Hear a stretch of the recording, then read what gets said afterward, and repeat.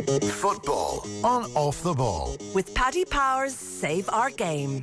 Donating at least 100,000 to Irish football via England goals this summer.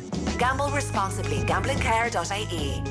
Good morning, buongiorno, and welcome along to the Euro 2020 show here on Off the Ball. Shane Hannon with you for the penultimate episode of the Euro 2020 show. We've been with you for the last few weeks, and boy have we enjoyed this tournament. England versus Italy still to come in the decider this Sunday at 8 p.m. in Wembley, and I really cannot wait for this final. We're live in all the usual places this morning. OTB Sports Radio, which you can get on the OTB Sports app. You can download that for free if you haven't already, in the App Store or the Play Store. We're also live on video right now as well. YouTube.com/Off the Ball, on Facebook and indeed on Twitter as well, at Off the Ball. And as usual, our OTB Sports Euro 2020 show is live with Paddy Power's Save Our Game, donating €10,000 to Irish football for every goal England scored at the Euros.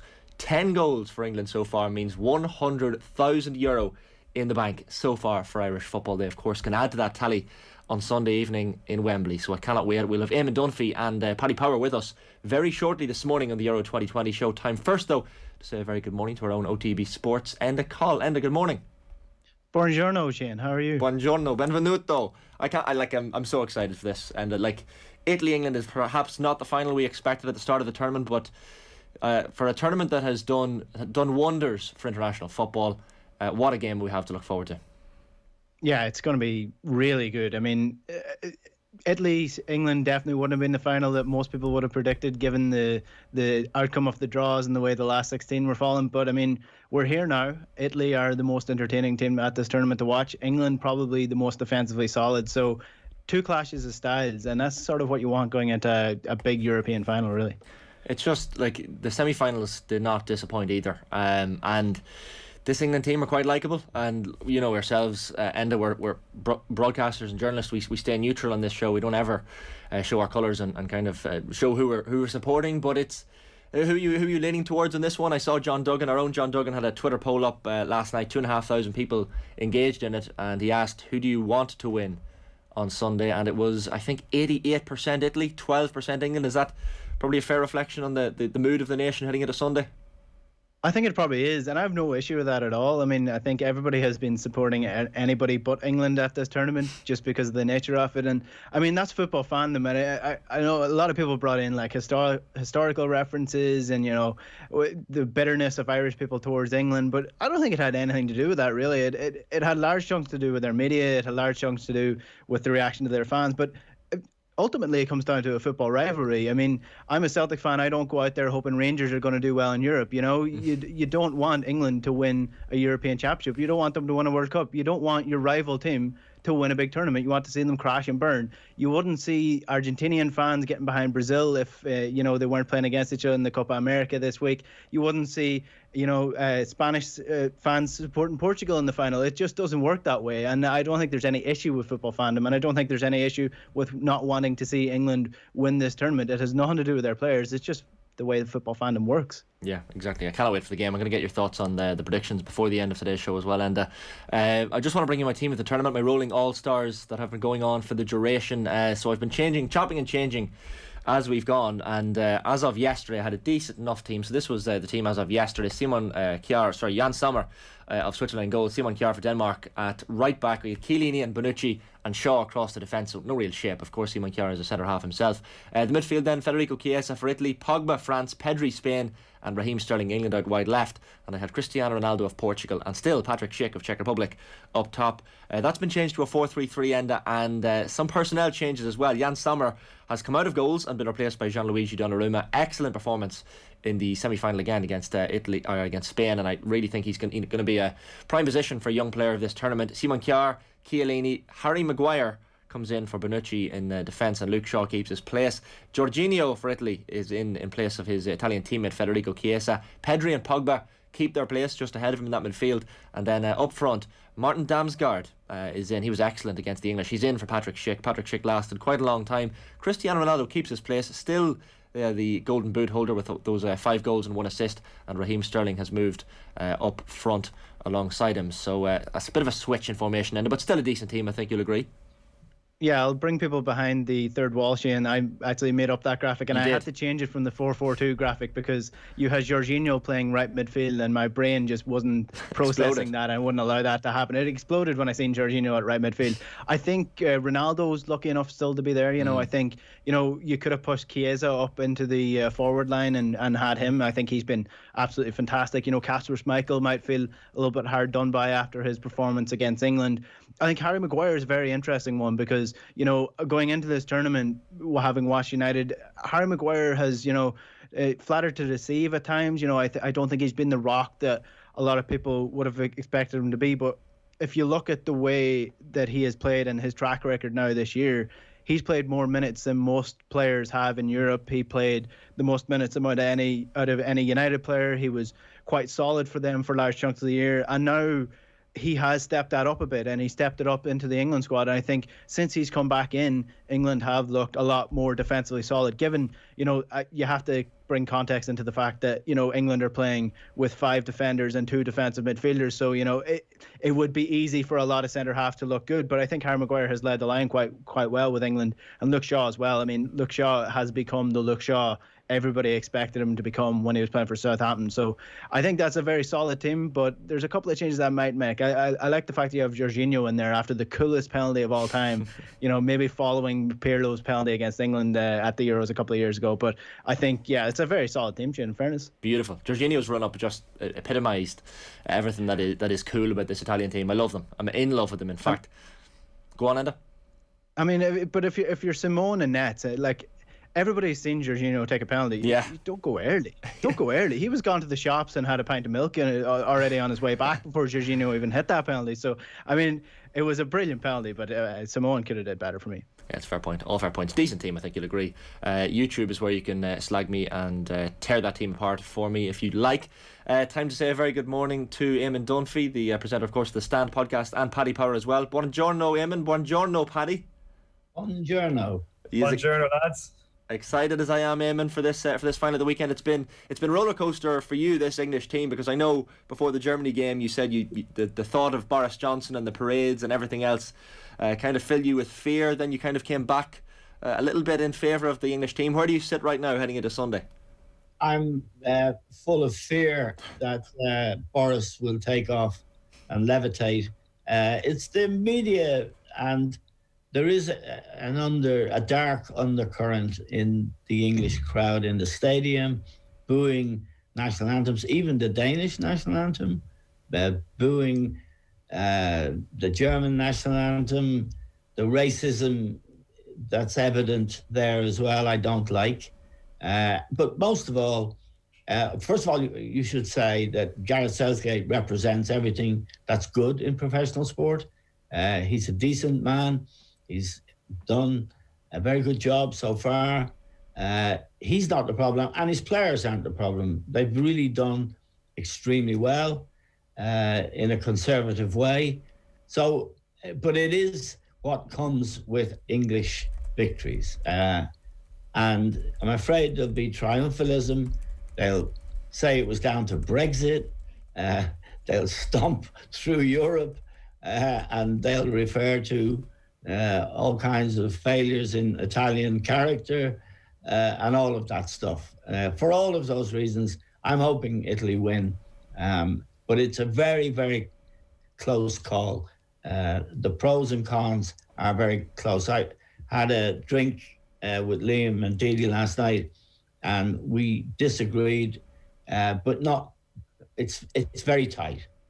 Yeah, it will be a close game for sure. Just to pick up on the national anthem booing thing that you mentioned there, Eamon, and it's been something that's kind of followed this English fan group around. Like, I'm just looking at a tweet here from Gary Neville from this morning, and he said, "When I played in the different countries and our national anthem was booed, I always took it as the opposition fans trying to unsettle us, drown our fans out, and never as some kind of attack on us as people.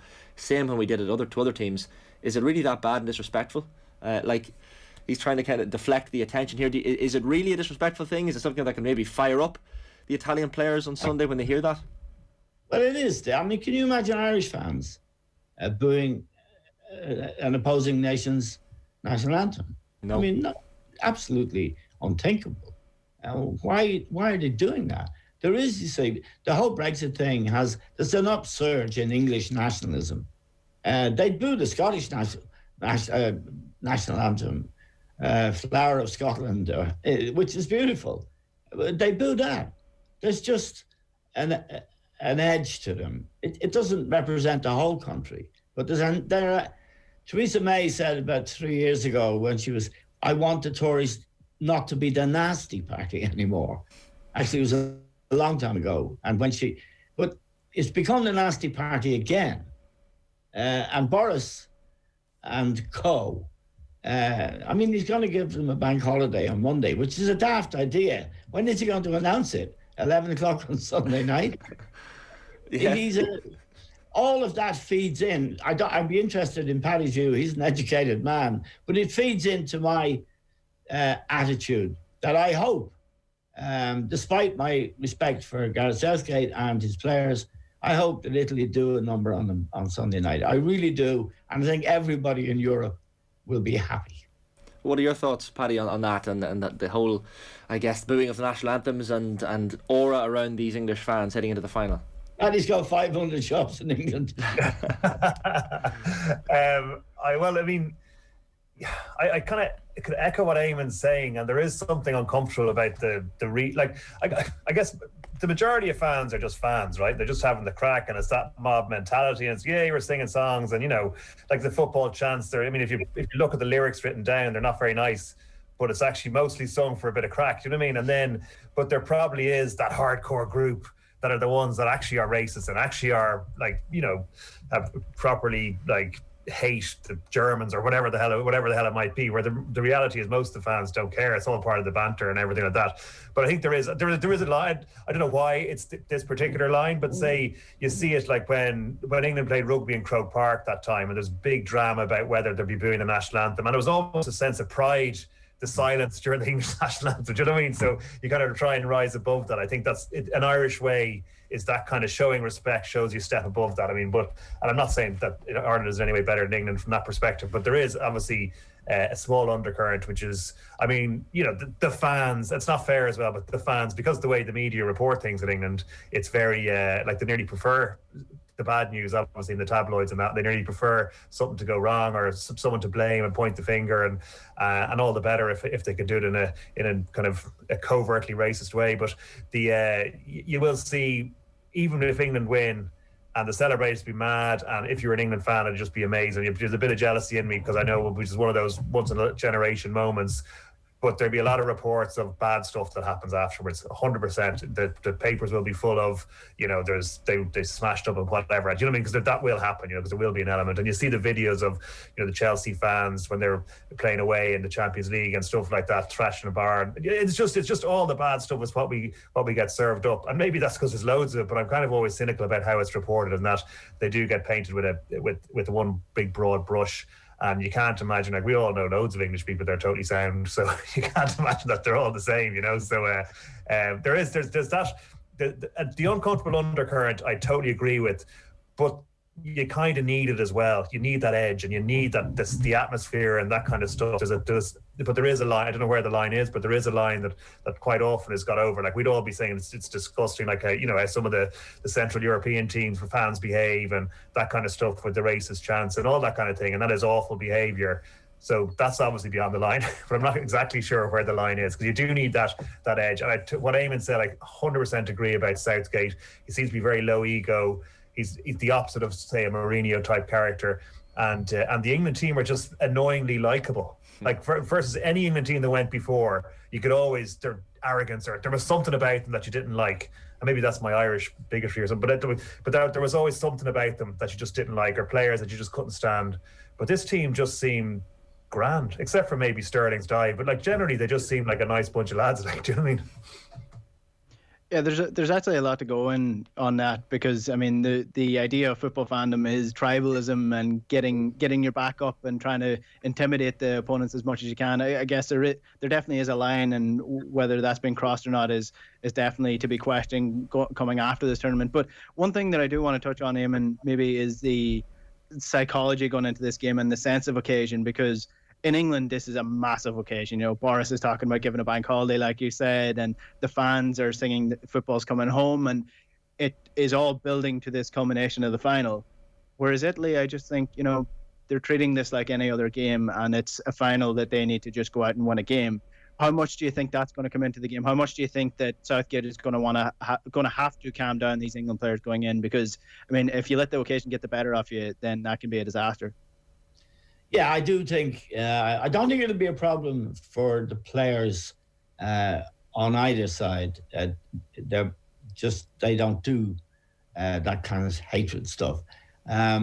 It's just, it's when we reflect on who we're supporting and what will follow. Paddy mentioned them going in and smashing up bars when they're abroad, which they do. We go in and drink the bars dry. And that's a better way to behave. But in footballing terms, I think it's a very close game. And Southgate has been very conservative. He's got 2 holding midfield players, and he's got a back 5, essentially. Well, Kyle Walker doesn't go forward anymore, the way he does for City sometimes. So they really are very conservative. And he's banking on Sterling and Kane to do the business up front, and Saka if Saka plays. So he thinks they can score in 90 minutes, and if they keep clean sheets, and they've succeeded in doing that. The problem they have is they haven't really played a good side yet. And of course, they had the advantage of playing all their games, bar one, at Wembley, and that's huge. And this is a home game on Sunday, 60,000 plus fans in there, only 10,000 Italians. That's a plus. So they have a lot going for them, but I think the conservative approach of Southgate won't work against Italy. I think Italy would dominate the midfield with Jorginho, Verratti, Barella, and Rice and Phillips are going to be left 3 against 2. It's going to be difficult for England to protect their back 4. And that's where Maguire has played well. I agree with that. And Stones has done really well, but they haven't really been tested by top-class players. Now, Italy have top-class attackers, Chiesa in particular, who went off at the end of extra time or limped off. They say it was only cramp, but how fit will they be? This is the 7th game in a month for players who are already tired going into the tournament. England have an advantage there as well, because they have a load of very good players on the bench who are not tired. Phil Foden, Sancho, Grealish, for example. All of those 3, Grealish in particular, are game changers. And if he needs them, I think that's an advantage to Southgate. Italy will be down to the bare bones, I'm afraid. Spinazzola's out, who's been a huge player for them. He snapped his tendon against Belgium. All in all, I think it's very tight. Can Chiellini and Bonucci deal with Harry Kane? I don't think they can. I think they need to keep the ball, and I think they will keep the ball, which they couldn't do successfully against Spain. Spain really played Italy off the park. It was a remarkable performance by Spain, and their first good performance. Now, England won't be able to do that. With 2 holding midfield players, they will have less of the ball than they've had in other games, in my opinion. Yeah, I guess one of the beauties of this England squad is the fact that, England got to 90 minutes and they had only made 1 sub, and they still had Foden, they still had Sancho on the bench coming into extra time, and they have all these players that can make an impact in the game later on. But if Italy do take the lead, if Italy do take control of this game, have you seen enough from Gareth Southgate that he can make that, really important substitution? Because he did wait until very late in the Denmark game to make the sub because he thought it was going to extra time. But if the game is in the melting pot, do you think he has the ability to make that game-changing sub? I think he'll need to be more attack-minded than England have been. And I do think with 2 holding midfield players, you really don't have the opportunity to control a game with the ball. midfield is critical, and that's where games are won and lost. And England in that department are light. They don't have a playmaker. They don't have someone like Jorginho, for example, who'll get on the ball and he will control the tempo of the game, increase it when necessary, slow it down when necessary. England don't have that kind of midfield player. What they're likely to do and what they need to do is get Harry Kane in the game. He's got off to a slow start in the tournament, but he was brilliant the other night. His pass for Saka that led to the on goal was brilliant. Now, if he comes deep, Chiellini and Bonucci are going to have a decision to make. They can't go deep with him. That means England will be able to play through to Harry Kane. Harry can get turned, and then Sterling. That's the combination that must win for England, Sterling and Kane. And after the season Raheem Sterling had at Manchester City, which ended with Guardiola suggesting they don't want to have him anymore, he can go and they'll sell him. After that season, it took an awful lot of fortitude for Gareth Southgate to pick him. And he scored an awful lot of goals for Southgate in an England shirt, over 20. So he's a key player as well. And him and Kane are the make the difference guys. Maybe Saka, but I don't think Saka at his age and with his inexperience will be able to have an effect against Italy. I think Italy will bottle him up. Just to get a couple of your views on a couple of the incidents from those semi-finals, I guess starting with that penalty, and Paddy, you mentioned that the Raheem Sterling incident and the dive, as you said, like, from my view, I thought at the very least VAR would bring the referee's attention to it, make him go over to the monitor, have a look, and then decide for himself again. But Paddy, it sounds like in your view you think it was a dive by Raheem Sterling for the penalty. Yeah, funny, even when I saw the replays, the first time I saw them, I thought actually there was a little bit of contact, and you know, when there's contact in the box like that, it's a penalty. They're given an anthem and the player goes down. But when the more you obviously saw the replay about 25,000 times on the telly, and then you kind of, the more you look at it, the more you realise that he was actually mid dive nearly. Like he was planning on diving, and it was nearly a bonus from that your man might have brushed off him. So I didn't like that, but I don't know. I mean, these things happen, but I guess, like Didi was saying in the day, the reason VAR was brought in was to kind of correct those kind of injustices, or I don't know if injustice is the right word, but like, you know, but to stop those big calls being gotten wrong. And but again, England were definitely the better team. Like, I mean, England were much better. Denmark were hanging on by their fingernails at that stage. So the right result was got maybe in the wrong way, but. Yeah, I think, but I wonder, does that tarnish, like I was thinking, but Sterling now would say favourite to be player of the tournament. But does that tarnish his player of the tournamentness? Like, do you know what I mean? There's a bit of, I don't know, it's not exactly the role model for kids. I sound like my dad now, but you know what I mean? It's not like the role model for kids that you're after. Like, you'd prefer them to do it clean and pure. And again, because it was checked by VAR and VAR said it was a penalty, like maybe we shouldn't even be talking about it. Maybe it was a penalty. Maybe we don't know the rules properly. Maybe it is a penalty. Yeah, and I thought it was interesting that even Raheem Sterling's interview afterwards, he was asked about it and he said definite penalty, no question about it. Eamon, what camp are you in? I know it wasn't a penalty, there's no question. Now, I have to say, I did a podcast with John Giles yesterday, and John thought it was. Right. But I looked at it, I like Paddy. John said there was contact, but I think Paddy's right. He was on his way down, and there was no contact material to the decision. It was a mistake. And it's inexplicable that VAR didn't pick it up. And you'd have to question why the home team got that penalty, because it really was not a penalty. It was a game changer. Now, the other factor in that equation, of course, is that Denmark had to play the Czech Republic in a really tough game in Baku, which is in Afghanistan. No, sorry, it's in Azerbaijan. What part of Europe is Azerbaijan in?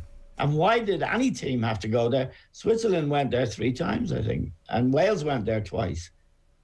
So the Danes have and they were so emotional, and they had such a wonderful tournament. It's resonated with the nation. They are national heroes, and they were dead. They were out on their feet, and still England could only win that way in extra time. So Italy are a different proposition. And the other thing on just because when you're watching that game, I mean, like the tension was amazing to watch, wasn't it? Just as a viewer, like it really was a brilliantly tense, and exactly that, like the Dane heroically hanging. It was like, remember that time Richard Dunn played on his own, and yes, Russia. That kind of stuff. Like everything could have been a goal, but they just kept hanging on, right? But the like England got there in the end. I think you're right about the fans and everything, but one of the things about it is that. Like they're obviously out on their feet. I've kind of lost my train of thought now. I had an amazing point to make and I've totally forgotten. I'll remember in a minute. Sorry. Well, anything that reminds us of Richard Dunn and Russia is good enough for me. That's brought back some smiles and good memories, that performance. I wanted to get your thoughts, Eamon, too, on the Giorgio Chiellini antics, I guess you'll call them, before the penalty shootout in the semi-final against Spain. Like hugging Jordi Alba, kind of laughing and joking. Jordi Alba didn't want a bit of it by the look of it. It was Italian shithousery at its absolute finest. Like exactly what we'd expect from Chiellini at this point. But what did you make of that? Like, was it just being friendly before a shootout? Was he trying to put him off? What was your take? I think he would be, they do everything they can. Chiellini is a master. He looks like a mafia don. And that smile, and if you watch him singing the national anthem, it's amazing. It's a show in itself. But the passion is there, but he's wily and he knows everything. He was at fault, for the Spanish goal that Morata scored before he missed the penalty. But he was at fault. It was a 1-2 and he just got caught. He is very vulnerable. He can't run anymore, but he can think. And a lot of defending is thinking, reading situations, preventing danger before it really happens. And Chiellini is a real warrior, and he'll have, Italy have won 5 major championships since England won the World Cup in 1966. I think it's 5. These guys are used to winning. He's won 9 Serie A titles with Juventus. They are winners. They know how to win. Bonucci's played alongside him forever. They're separated now, but they played alongside each other for a very, very long time. These are great defenders, and it's their wiliness, their experience, their reading of the game against Harry Kane and Raheem Sterling's power, athleticism, and in Kane's case, deadly confidence in the box, which he's regained now during this tournament. So that really is, that and midfield is where the game will be decided. Can Chiellini and Bonucci deal with Harry Kane? Big question mark. Can they deal with Raheem Sterling's pace? Massive question mark. And then, of course, there's the midfield argument. I think Italy will win the midfield argument, but I'd be very frightened of Harry Kane if I was an Italian and Raheem Sterling with the pace that Sterling has. These guys can't. Chiellini can barely run. Just on the point, just back to the midfield argument. This is what I'd forgotten a minute ago. So what struck me, again, not being in any way technically football expert like Eamon, but the way England were playing towards the end of the Denmark match with such confidence, just passing the ball. It's like watching, I don't know, a European team play the Champions League, right? But then as soon as it went against them at the very end, they were legless, or not legless, but their heads were gone, and they were scared, and everything was frantic. And so just seeing the game out, if it's tight, you just wonder when it gets there at the final, like, do they have it? Do you know what I mean? Like Pickford was all over the shop, wasn't he? Like, I mean, so that they were just really nervy towards the end, and I just, that would worry me if I was an England fan. That I suppose until you do it, you don't know. But like, there's a huge weight of history there, and they all know it, they all feel it, especially coming towards the end of the game. I'd say if it's tight, Well, that's what I was actually going to ask. Sorry, go on, Eamon. Well, the pressure. People talk about the advantage of playing at Wembley, and I've just talked about it. But also, there is pressure when you play, when the nation expects, there is, and when the English nation expects in particular, there is real pressure. And it'll be interesting to see how they handle that. Again, if you look at 2 lads in midfield, Phillips plays for Leeds. He's only got about 10 caps. Declan Rice, very young man, going to be and well on the verge of being a great player, but they're very young. They haven't been here before in this situation. And Pickford, as Paddy rightly pointed out, goalkeepers are supposed to give you confidence, and they're supposed to be composed and have a presence. This guy looks like he's about to have a nervous breakdown, and maybe Sunday's the night. You'd think twice about passing back to him, wouldn't you? You would, and the other thing is Italy have a great goalkeeper. If it goes to penalties, Italy's goalkeeper is superb. He's 22. He's got 150 caps. He's a giant, and that might be a material fact, I think, because there is every chance this game could go to penalties. If you look at this team, and you sort of alluded to it there, Eamon, if you look at the England team, for example, there's only a couple of players that have actually played at the biggest stage. You know, Mason Mount, Harry Kane, Luke Shaw and Harry Maguire are probably the only 4 players that started against Denmark that have played in a European final. Yeah. If you compare that to Italy, who have the likes of Chiellini, who is used to winning every single year and used to playing at the biggest stage, when it comes to penalties, then when it comes to the occasion of it, like Italy surely have the advantage there psychologically. Well, Italy haven't got a great record in penalty shootouts. The '94 World Cup, they lost to Brazil, I think it was. Baggio. Pardon? Baggio's miss. Yeah, over the bar. I mean, Roberto Baggio. You know, they're not renowned for their nerve in penalty shootouts, and I would definitely say in a penalty shootout, Italy have the goalkeeper going for them, and that's big because goalkeepers can decide those things. But Italian nerves aren't great. They missed a penalty. They missed the first penalty, didn't they, in the Spain penalty shootout against Spain? And if the record books will show, Italians don't like penalty shootouts. Paddy, just to get your thoughts on the fact that, you know, Eamon mentioned Harry Kane, and if he has a big game again on Sunday, you know, bangs in another goal or two. I'm sure you've been checking the bank account. I know that's 100 grand now for Irish football as a result of these 10 England goals with your Save Our Game campaign. Have you been nervously watching these England games, watching the goals roll in? Not at all. Because I mean, in fact, I would say hats off to the football boffins or whatever who came up with the 10 goal, like the 100 grand petty expected 10 goals, because that's what it is. You know, they're pretty much bang on. Harry Kane needs 2 goals, I think, to overtake Lineker, isn't that right? And to get Golden Boot. Yeah, is that right? So I mean, 2 goals. It's a big ask, isn't it, to be getting 2 goals in the final?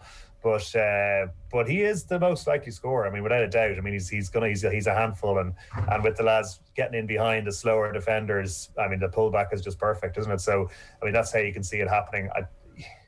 And he just seems like an unlikely Golden Boot winner, like he was last time.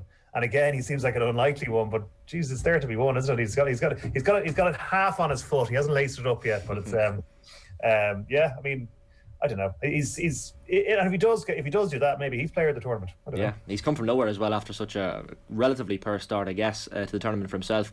Eamon, just your thoughts on the fact that Jack Grealish came off the bench, and then Southgate, of course, took him off again when he realised he wasn't what he wanted in closing the game out. Like, that was something that Roy Keane spoke about afterwards. He said Gareth Southgate can, you know, he's a lovely guy, but he can be nasty as well. He has the cojones to make these big decisions, and that proved it. Well, he certainly made a big decision before the tournament started by sticking with Raheem Sterling. I mean, that was an amazing decision. He'd have been killed if it didn't come off, and it did in a big way. Sterling has scored goals, and he made the first goal in Rome last Saturday night for Harry Kane. He's had an amazing tournament, and he's injected tempo and intensity into England's attack. Almost single-handedly. So he's had a great tournament. And I think he's to be commended, Southgate, for sticking with Sterling. It's a decision not many people would have made. And where I think he's made a mistake is with 2 holding midfield players against a team of Italy's quality. Whoever has the ball the most, and if it's Italy that have the ball for the longest period of time, they do have forwards who can score. Insigne scored a great goal against Belgium. He came inside, he curled it past Courtois. It was a superb goal. He's not prolific. And Immobile is having a really bad tournament, and he's not prolific. But Chiesa stepped in with a brilliant goal the other night, and he is a really remarkable player. His father scored for Italy in the 1996 tournament, so there's pedigree there. And I just hope, I really want Italy to win, but and I haven't put the money down yet. And I'm not sure if I even need money to get a buzz off this game. It's a really great final. And, there are good stories all over the place. It'll be, if England win, the pain. I was at the 1966 final. Were you? Yeah, and I was. It's a terrible thing to have to admit to now. I was at the semi-final and the final. Yeah, it was amazing. Were you wearing the West Germany shirt at that stage, or what were you doing? No, I wasn't actually. I was living in England, and I loved the English. It's only when I came home. But I was at the final, and there is a similarity. Alf Ramsey was criticised for the same reason as Gareth Southgate, being far too conservative. He left Jimmy Greaves out of the team, and he played Roger Hunt and Geoff Hurst up front. Geoff Hurst got a hat-trick. But they weren't as expansive as people like me wanted them to be, but they won the World Cup. And the Southgate story is very, very similar in that he has been conservative, he's been cautious, and he's let some of the other teams they played beat themselves. But don't forget, this is a team that couldn't beat Scotland 2.5 weeks ago at Wembley, 0-0, and Scotland could have won it. Now, Italy are a step up from Scotland in a big way. So that's a thought. And there's a logic. I was just thinking in my head there, it's just because we have the wall planner at home for the kids, they're filling in the scores the whole way along. And like the pivotal moment of Poland equalising against Spain, which means Sweden topped the group, which means suddenly you just look at the side of the draw and you have the 16 teams written down on the side that's Italy in versus the side that England are in, and you're kind of going, this side is definitely going to be winning this tournament. Do you know what I mean? No matter who it happened to be Italy. So the quality that they've come through versus the quality that England had to face. So now they've done it, they've got there. But logically, you'd say Italy have had are way better to have got here than England have had to be to get there. They haven't lost for 33 matches. It's an incredible record. Incredible. And he's blooded players, young players, some of them from smaller clubs in Italy. He's kind of resurrected Chiellini and Bonucci. And those guys will be, when the younger Italian players look at each other before the game in the dressing room, they see, Chiellini, that villain's face, his central casting villain. But watch them sing the national anthem with such verve and passion. It's extraordinary. And I must say, I like the Italian nation. I like Italy. I like their temperament. I like their food. I like everything about them. And I please God they're going to win. If we're comparing food, I mean, it's bangers and mash against, I've actually got spaghetti. I've got some spaghetti in here as well. I'm not a football pundit, and I'm talking rubbish.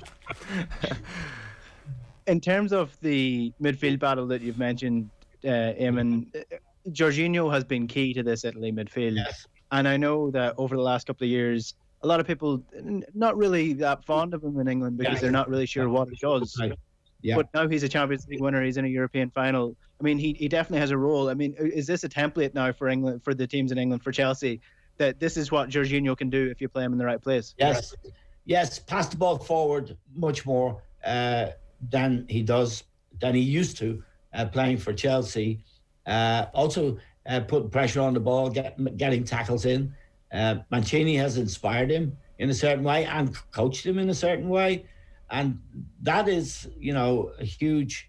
I mean, the 33-game unbeaten run is down to Mancini, his ability as a coach, and he will be looking at the same picture we're looking at, and he'll have to make decisions about, for example, Chiellini and Bonucci, how they deal with Harry Kane. What do they do if Kane drops deep? Now, in the tournament, he didn't drop deep in a number of the games. But if he drops deep the way he does for Spurs, he can be very, very effective, Harry Kane. He made that goal the other night with a brilliant through ball for Saka, who crossed it back into the net. Harry Kane is the key man, in my opinion, for England. Can they get him on the ball? And if they can, he will pose a massive threat, because he's very confident now, and confident strikers like Kane are deadly. He doesn't need two chances. If he gets one chance, he'll score. And if I really had to put my house on it, I'd put my house on him scoring, England winning, and him being player of the tournament. That's a dispassionate view of this game. But the passion side of me, like the rest of the world, wants Italy to do it. Forza Italia. Forza Italia. Eamon, you mentioned Gareth Southgate there and what he's brought to this English camp, and one of the things that really noticed me or struck me was Rio Ferdinand talking on television the other day, saying, you know, when he was in squads like this at major tournaments, if players weren't getting in the team, they'd be sulking around, they'd be on the phone to their agents, they'd be causing a little bit of havoc. Normally at this stage of tournaments, we see England players getting in the press maybe for wrong reasons and stuff off the pitch. None of that has happened. Maybe it's the fact that they're going back to, you know, George's Park and they're in familiar surroundings in England. But for one thing, Gareth Southgate has kept this English team under very, very tight wraps. Yes, and it's very noticeable when they win games, or when there's moments in games where they score. All those players on the bench, Foden, Sancho, all of those young guys, they all come off the bench, they hug each other. At the end of games, you see the whole English bench going and hugging the guys who played. So he has generated a fantastic spirit in the camp. And that's massively important in tournament football, because you're together for 6 or 7 weeks. And they've been in camp now 6-7 weeks. And if the spirit is right, it's a huge achievement for the coach, and it's a huge asset to the guys who have to go out and do the business. So but there's no doubt either about the Italian togetherness and spirit. It's strong, very strong. We had Steve McLaren on Off the Ball during the week, chatting with Joe, and he made a point that he felt that this English team, if they win a trophy, which they could well do on Sunday, they'll go on to dominate. Like the Spain team did in 2008 at the Euros, World Cup of 2010, Euros again in 2012. Do you go along with that, Eamon? Do you think that's maybe a bit of hyperbole, or do you think he's onto something there? No, I don't think so. I mean, the Spanish team of 2008, 2010, 2012 had great players, a lot of them, and Xavi, Iniesta, David Silva, Busquets, Jordi Alba, who's still playing, but is he's cracking on now. No, that was a great team. This is not an England team that's going to dominate world football. The reason they keep getting, they get their high seeds, they get easy qualifying groups, then they're in. But it is a very good English team so far, and the results, the semi-final of the World Cup, final of the Euros, it's what Gareth Southgate has achieved is extremely commendable. And Harry Kane has been a big, big part of it. But there are things, the goalkeeper, 2 defensive holding players in midfield, Raheem Sterling having had a poor season for Manchester City, and maybe Pep Guardiola's willing to sell him now, or anxious to sell him even. For all of those reasons, Southgate would have been on the front of the sun with a turnip where his head, like Graham Taylor, if it had gone wrong. But it hasn't, and I'm glad it hasn't. But it could still happen. They might turn on him if Italy do a job on him. Lads, it's prediction time. We've come to that point of the tournament, and like John Giles, was listening to John talking to Nathan last night in the show, and he was asked if he had the what the atmosphere was like in England. He said they're going stone mad, and Nathan, I think, asked him if he had the English flag up outside the house yet, and he said nope, the green, white and orange outside the house, nobody comes near me, which was a fair point. Paddy, how's this game going to go? Score prediction, how do you see it panning out on Sunday night? So I think that what I want and what I think are two different things, but I think it's going to be very cagey. I think both of these teams have kind of retreated into themselves and played real European style football the later the tournament's gone on. So I'm not sure it's going to be a 3-3. I'd love if it was, but I think it's going to be tight, and I think cagey, and it'll come down to nerves, and I think it's going all the way. I think it might go all the way to penalties. I just, much as it makes no sense, this tournament has been quite unpredictable. A lot of the results along the way have been unpredictable. It's been that type of tournament. And I think that, you just might end up with Jordan Pickford as a poster boy, which is very unlikely. But that could just happen. I mean, we could get a penalty shootout, and coming to penalties, I actually think England are going to win it. I think the crowd, I think Italy are a slightly better team. If you're playing this in Dublin or anywhere else, I think Italy would be favourites. But because I think the crowd is massive, and I think they've released more tickets, haven't they, since Johnson's got rid of all the coronavirus things and everything like that. And all those newly released tickets will have gone to England fans. There's even going to be a higher proportion of home fans in the stadium. So I think that, I think England will be dragged across the line, but it'll be on penalties. I think it's going to go all the way. Maybe 1-1 normal time, a very cagey extra time, and a penalty shootout with Pickford the hero. Eamon, is Boris going to be announcing a bank holiday late on Sunday night?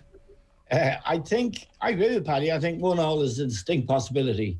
I think Italy will score, and I think England will score. I think it'll be possibly 2-1 Italy. I think it should be a great game, and I wouldn't bet against a penalty shootout. It's very tight.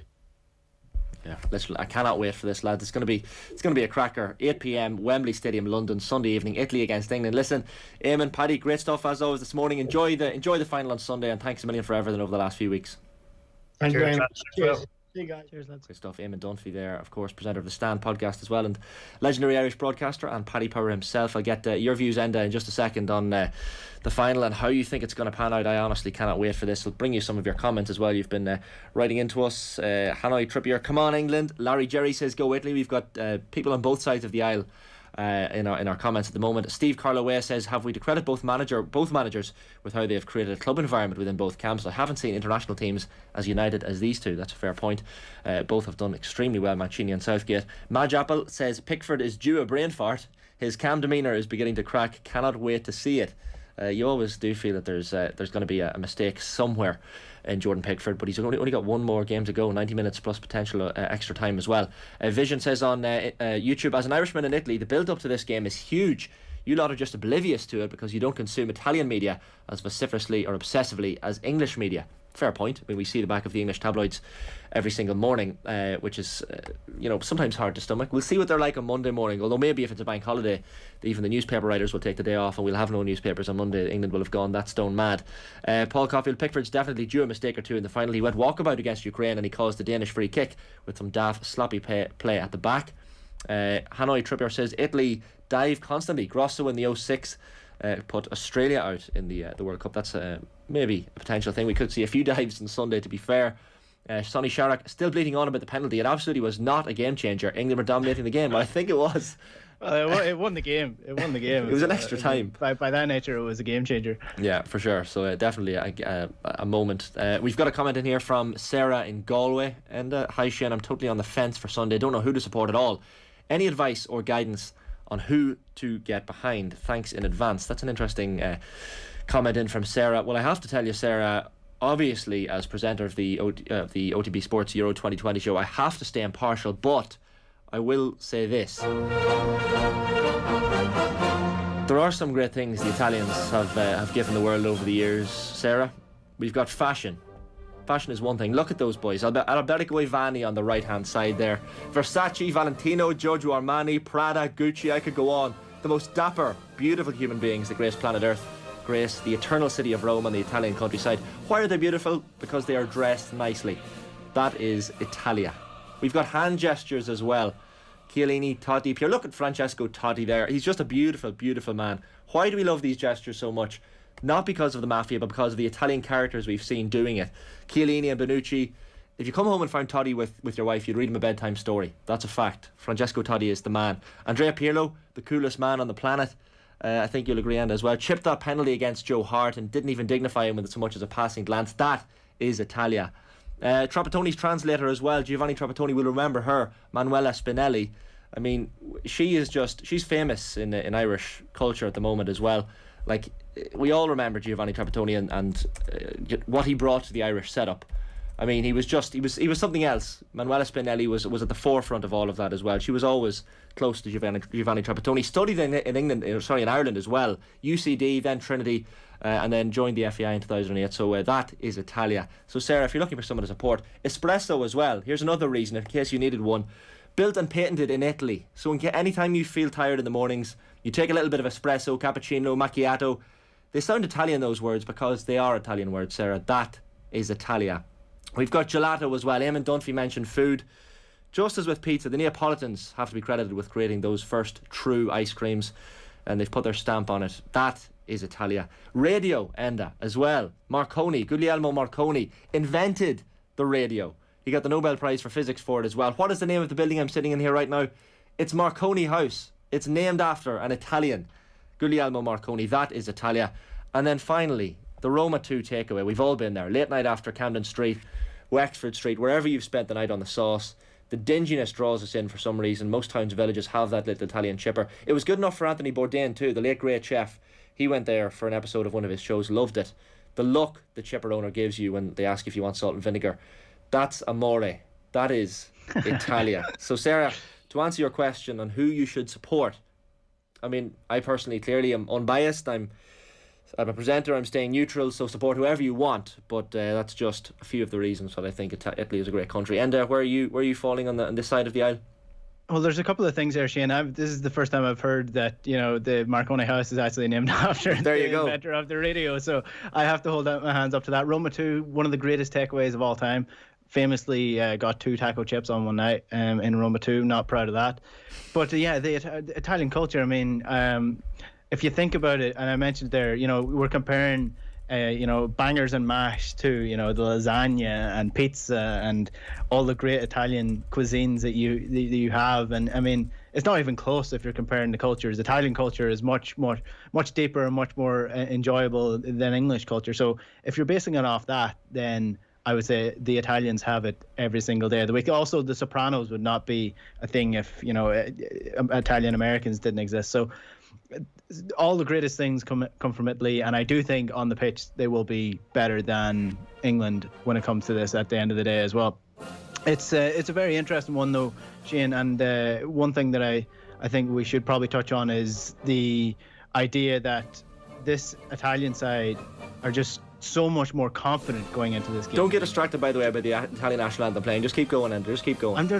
I'm getting riled up here. I'm getting passionate. I just don't think, look at what Jordan Pickford. Look what happened when Denmark started to put pressure on. He started flapping his lines, giving out to his defenders. That's not going to work against Italy. They're going to take those chances. So I think Italy are going to win this. I can't wait for this. We've got predictions as well. Myself, Ger, and Nathan have been doing our predictions. It's got very, very tight end, I have to say. And they've been closing in. I've got a 24 points, Ger on 23 points, Nathan on 20. Nathan's out of the running, it has to be said. The rules were changed heading into the semi-finals and final. There was a point given for predicting the winning team, but also a bonus point for the winning score. And Ger closed in with that. So I've gone for Italy 1-0. Ger has gone for England to win on Sunday night on penalties. And Nathan is opting for the Italians 3-2 after extra time. Enda, call it. I think I'm going to go with an Italy win. I don't think it's going to be a comprehensive one. I think it's going to be tight, but I think Italy are just going to edge it. I do think they will, and that's taking. If England win this, everybody will hold their hands up and say, they did deserve it and they deserve to get to the final and to win the tournament. But I think Italy are the team. If you look at England's run in to the final, and you can only beat who's in front of you. The group stages. The one team they struggled against was Scotland, then Germany, they're not getting the German side of old, then Ukraine, who were out in their legs, Denmark, who out in their legs as well. They had no sub. They played 10 men for the final 10 minutes of the game. Italy are coming into this in great form with great players, with a great manager, and I think England are going to struggle to beat them. I cannot wait for this final. And it's been excellent having you on Fridays across the tournament, and then we've had Eamon Dunphy with us every Friday as well. Thanks a million for everything, and listen, enjoy the football. I know you will, as Team 33's football hipster presenter. That's something you're going to enjoy on Saturday night, on Sunday night. So enjoy it, and listen, we'll check in again. Jane, chat to you later. Great stuff. And a call there, as I said, Team 33. That is the Euro 2020 show here on Off the Ball in the books for the penultimate episode. We, of course, will be back on Monday morning as well. So we're live in association with Paddy Power's Save Our Game, donating 10 any of the show this morning. The full podcast will be up very shortly in the usual places, wherever you get your podcasts. On the OTB Sports app as well, you can download that for free in the App Store or the Play Store. If you haven't already, you'll also be able to watch the full episode back. youtube.com/Off the Ball. Also plenty of clips and highlights from the show in the usual places on the Off the Ball's Instagram and Twitter pages at Off the Ball. Myself on Twitter at ShenHannon01. I'll be back, as I said, Monday morning from 11 a.m. in the company of Damien Delaney to look back on Sunday night's final. Will there be a bank holiday in England that day? It remains to be seen. Boris Johnson will, of course, call it if England win on Sunday night. So same time, same place, Monday morning, 11 a.m. for the final episode of the Euro 2020 show. Enjoy Sunday's match. It's going to be a cracker. Cannot wait. Have a good one.